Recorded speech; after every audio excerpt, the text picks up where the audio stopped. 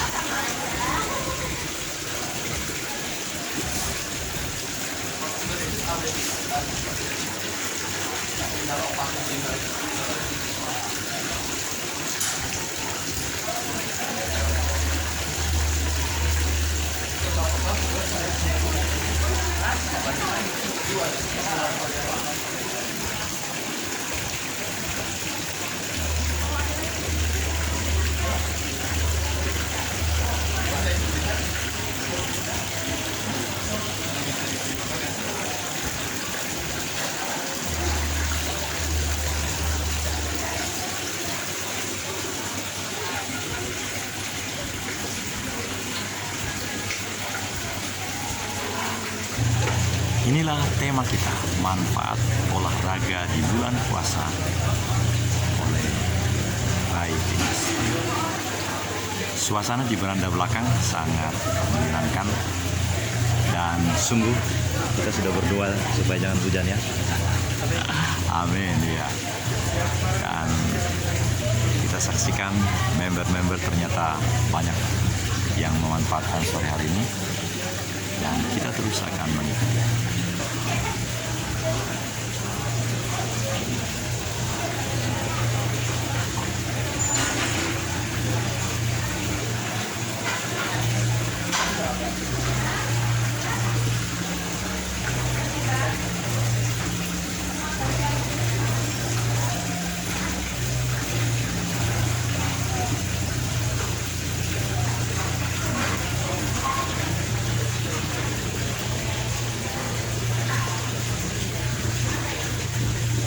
Tentu akan dibahas bagaimana keterkaitan dengan segala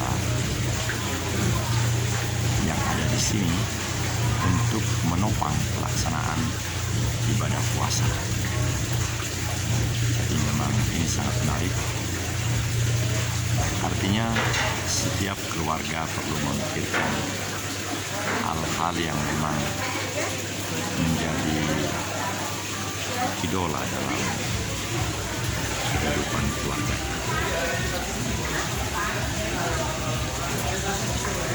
Ada saya lihat Ibu Bambang, kita coba kesana ya, karena menarik videonya yang lalu.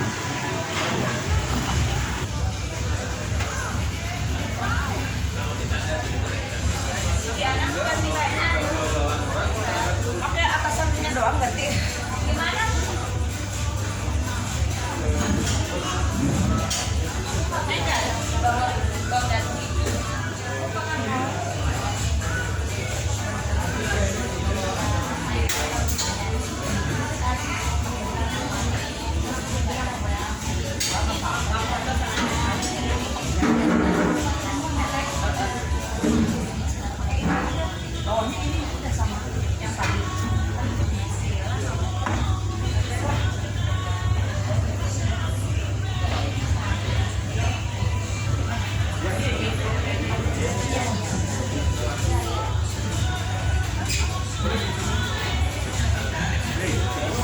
Terima kasih Pak Ade.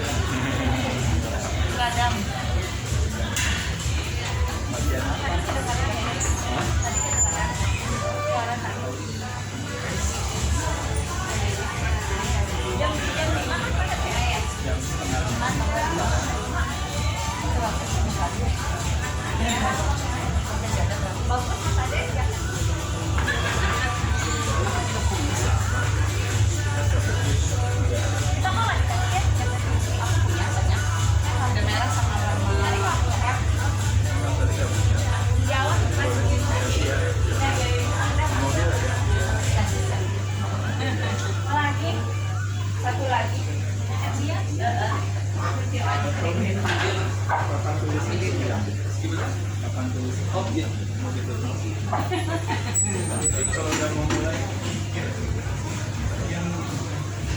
Mulai ya sekarang ya. Mau mulai ya bisa mulai.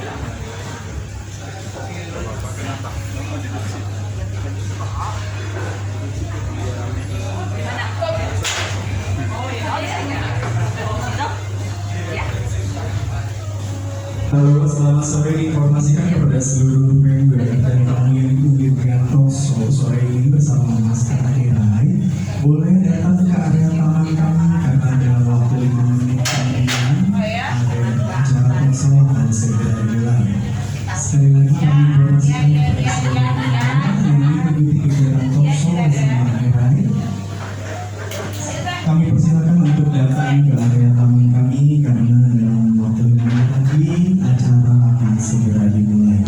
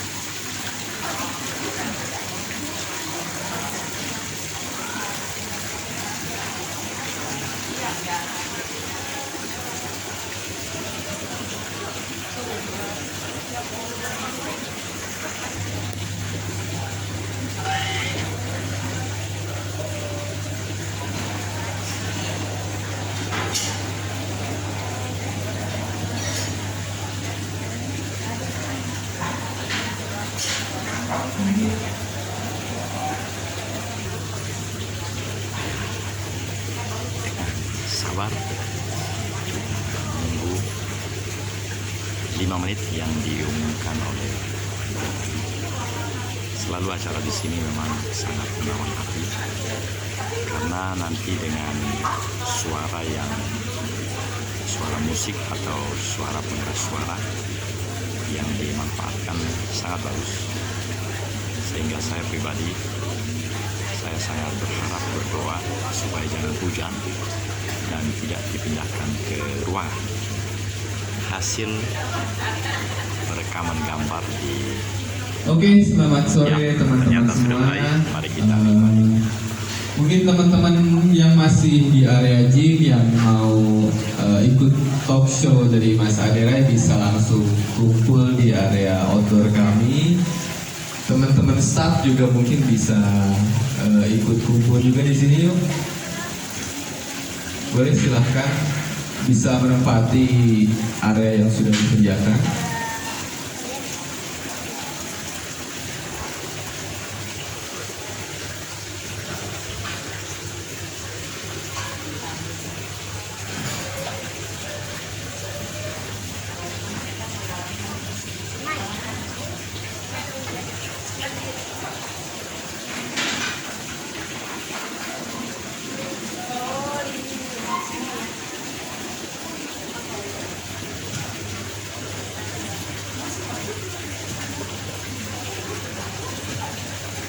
Oke, tema sore hari ini kita talk show dengan Mas Ade dengan tema manfaat olahraga di bulan puasa.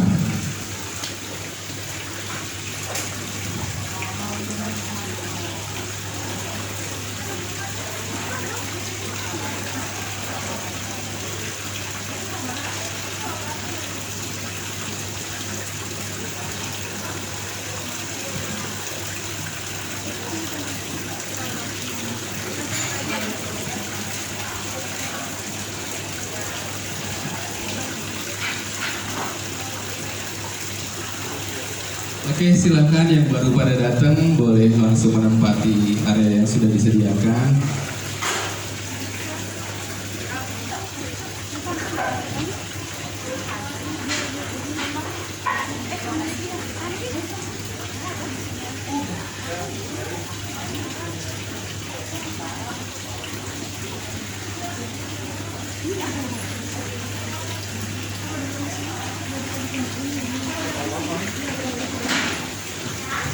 Ayo silahkan bisa diisi area yang depan dulu.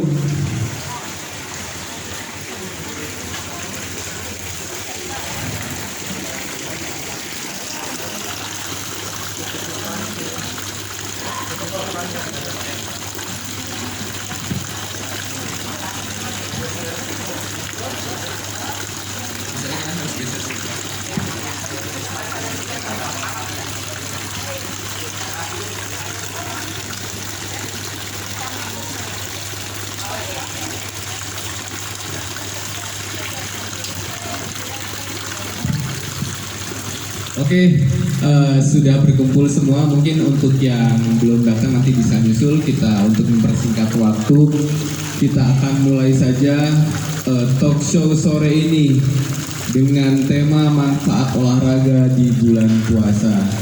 Nah, tepuk tangan dulu dong teman-teman peserta. Oke, selanjutnya mungkin. Baik. Ya, oke, terima kasih teman-teman sekalian. Assalamualaikum warahmatullahi wabarakatuh. Salam sejahtera buat kita semua. Shalom. Om Swastiastu, Namo Buddhaya, salam kebajikan. Ya, apa kabar teman-teman sekalian? Baik. Ya, udah siap belajar ya? Mau ya? Oke, kita belajar. Temanya jadi kali ini adalah 7 siasat fit di bulan Ramadan ya. Setuju ya? Baik ya, ini ada 7 siasatnya, tapi saya akan mulai dulu dengan siasat nomor 1 dulu ya, karena kebetulan sekarang di bulan Ramadan ya, kita langsung belajar, nanti habis itu kita tanya jawab ya, langsung ya. Jadi di sini nanti, ini kelihatan nggak ya? Kelihatan nggak? Kelihatan nggak teman-teman? Kelihatan. Nggak apa-apa ya, kelihatan ya, sedikit ya. Jadi ada beberapa siasat di bulan Ramadan lebih kepada yang mau saya sampaikan, yaitu adalah bahwa di satu sisi di bulan Ramadan kita diberikan yang namanya kesehatan secara keimanan. Di sisi lain menyenangkan juga kalau ternyata kita dapat bonusnya kesehatan secara keimunan. Artinya badannya juga jadi tambah sehat. Kenapa saya katakan badannya jadi tambah sehat menjadi sesuatu yang kita siasati? Karena banyak orang di bulan Ramadan justru yang ada malah berat badannya naik gitu ya. Atau bahkan malah jadi sakit dan sebagainya. Nah kita nggak mau, kita justru jadikan momentum ini sebagai sesuatu yang mendapatkan kebermanfaatannya. Nah jadi nomor satu, bapak-bapak, ibu-ibu, teman-teman sekalian, saya mengatakan ini ada, kalau istilahnya itu saya akan bikin ini temanya nih ya, sebelum saya masuk ke sana ya. Jadi tema 5 alasan bodoh. Kenapa saya bilang bodoh gitu ya? Karena pada dasarnya kalau bahasa Inggris itu namanya bodoh itu idiot. Idiot itu dummy. Dummy itu sebenarnya basic dasar. Jadi no brainer, kalau istilahnya orang bilang no brainer itu artinya udah pasti, orang udah tahu di mana-mana puasa itu ternyata memberikan kebermanfaatan. Jadi 5 alasan bodoh kenapa puasa itu sukses bagi kualitas kesehatan kita kalau kita bersedia untuk memanfaatkannya ya. Jadi jawabannya sederhana sekali. Kenapa puasa itu bisa membuat kita sukses? Karena 1, puasa itu mudah, 2, puasa itu murah, 3, puasa itu gampang, 4, puasa itu nyaman, dan 5, puasa itu ternyata powerful, sehat, dan it works. Nah jadi sekali lagi teman-teman sekalian, kalau kita lihat dari permasalahan profil daripada kesakitan hari ini, hampir sebagian besar penyakitnya itu adalah 95% katanya disebut dengan namanya penyakit perilaku, atau penyakit yang dikenal dengan namanya penyakit degeneratif, atau penyakit tidak menular. Penyakit menular kurang lebih sekitar 5% terlepas daripada kemarin kita mengalami yang namanya musim infeksi. Tapi kalau profil kesakitan yang menjadi klaim BPJS Kesehatan hari ini, hampir sebagian besar adalah penyakit-penyakit yang tidak menular, atau yang dikenal dengan namanya penyakit yang berhubungan dengan metabolisme, atau yang dikenal yang namanya metabolic syndrome. Nah salah satunya yang menjadi permasalahan kadang-kadang adalah yang paling populer, diabetes tipe 2, urusannya dengan gula darah, dan yang satu lagi adalah obesitas, kelebihan berat badan. Nah ini sebenarnya kalau kita membuat satu investigasi, ini adalah dua-duanya menjadi permasalahan daripada ketika kita kebanyakan makan apa dari makronutrisi. Ada karbohidrat, protein, lemak, paling banyak makan apa? Karbo, betul. Nah karbo disimpan di tubuh kita, store food sebagai apa? Sebagai lemak dan juga sebagai gula. Nah makanya kenapa ketika permasalahan ini akhirnya menyebabkan terjadinya produksi insulin yang berlebihan atau yang dikenal namanya hyperinsulinemia. Nah, yang menyebabkan apa kalau hyperinsulinemia terjadi? Menyebabkan terjadinya sel tidak sensitif lagi terhadap insulin. Akhirnya selnya makanya menolak. Itu yang disebut namanya resistensi insulin. Nah, jadi resistensi insulin adalah berbagai permasalahan atau akar dari permasalahan ketika teman-teman mengalami gejala-gejala ini, yaitu adalah apa? Tekanan darahnya kok tinggi, gula darahnya kok tinggi, kolesterolnya kok nggak normal, terjadi pengentalan darah atau inflamasi, akhirnya bermasalah dengan jantung dan pembuluh darah. Jadi ini semua teman-teman sekalian adalah sebenarnya bukan penyakit, tapi lebih kepada badan membuat satu respon karena berkeinginan untuk menciptakan satu keseimbangan. Itu yang disebut namanya homeostatis. Jadi badan beradaptasi untuk merespon situasi ini dengan menaikkan gula darahnya, menaikkan tekanan darahnya, mencoba untuk menaikkan produksi kolesterolnya dari liver, dikirim ke pembuluh darah karena terjadi inflamasi. Nah jadi sekali lagi teman-teman sekalian, ternyata dengan puasa kita bisa mengatasi atau bisa mengurangi potensi berbagai penyakit-penyakit tersebut. Ya, kita lanjut sekarang. Jadi 1, kenapa puasa itu mudah?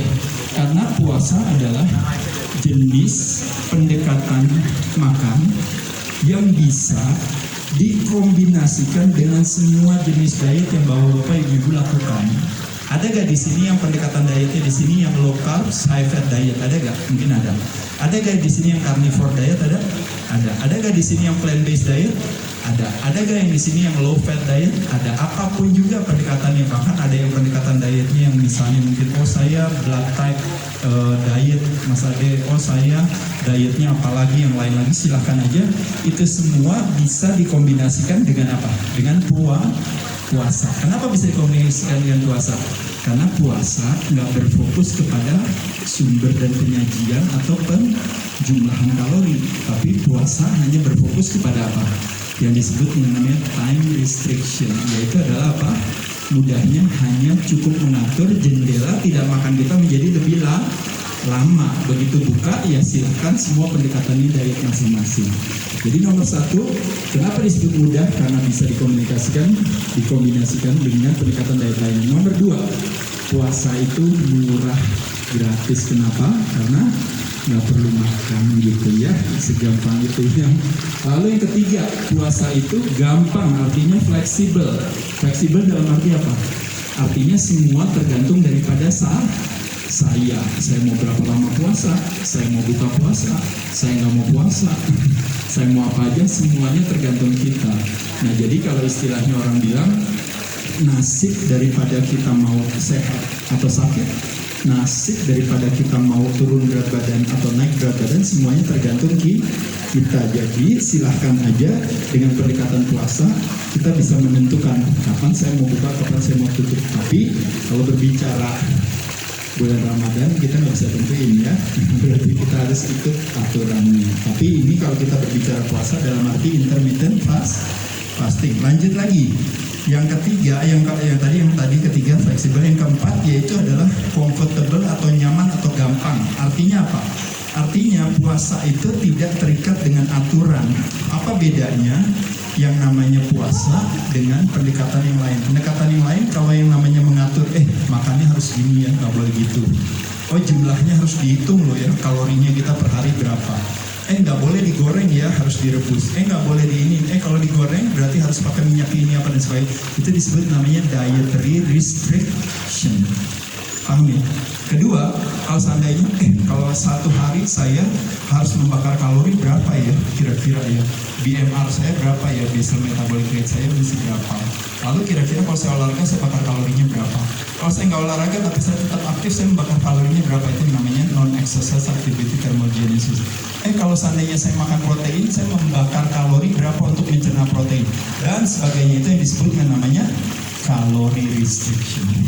Nah jadi calorie restriction, dietary restriction agak sedikit lebih rumit karena kita ngebahas soal strateginya.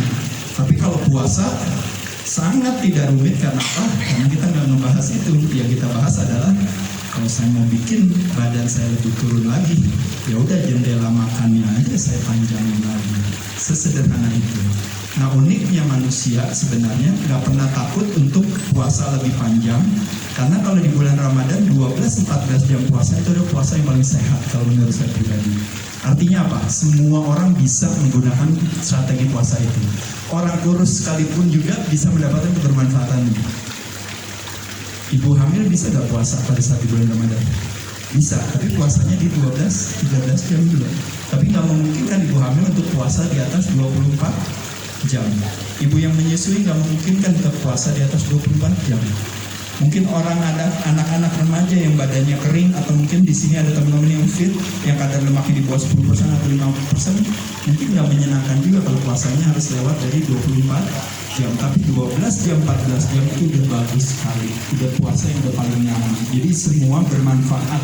Jadi kebermanfaatan di bulan Ramadan ini, puasamu bermanfaat bagi siapa saja sebenarnya kalau mau ngikutin ya.